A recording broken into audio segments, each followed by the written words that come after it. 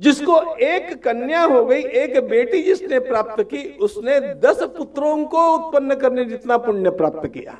10 पुत्र समा कन्या 10 पुत्रान् प्रवर्धयन् यत्फलम लभते मर्त्य तल्लभ्यम कन्ययैकया। एक कन्या के जन्म से उतना पुण्य प्राप्त होता है जितना पुण्य 10 बालकों को जन्म देने से प्राप्त होता है। यह कन्याओं की महिमा। और आपको सिखाया यह गया कि इस देश में कन्याओं को, महिलाओं को रौंदा गया। स्त्री शिक्षा के बारे में हमारे देश जितना अग्रगण्य देश दूसरा कोई भी नहीं था, कोई भी नहीं था। जिन वेदों की महिमा हम लोग गाते हैं, उन वेदों में, उन वेदों के मंत्रों का दर्शन करने वाले जैसे ऋषि रहे, वैसे 23 ऋषिकाओं के नाम मेरे आप सामने हैं। ये महिला ऋषि है, उनको वेदों का दर्शन हुआ।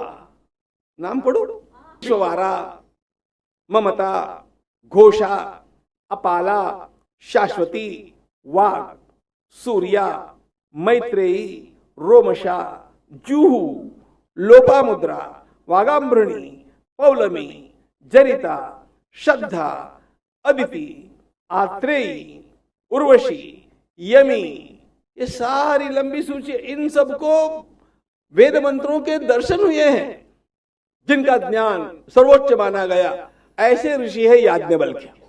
Yajnavalkya is called, he is known as the father of Indian philosophy. Who certified him? Gargi Vachaknavi. भारतीय दर्शन शास्त्र के सर्वोच्च शिखर माने गए याज्ञवल्क्य की परीक्षा गार्गी लेती है। इसका अर्थ क्या है? अब मंडन मिश्र के साथ भगवान आदि शंकराचार्य महाराज का विवाद होना था, तो निर्णायक की आवश्यकता थी।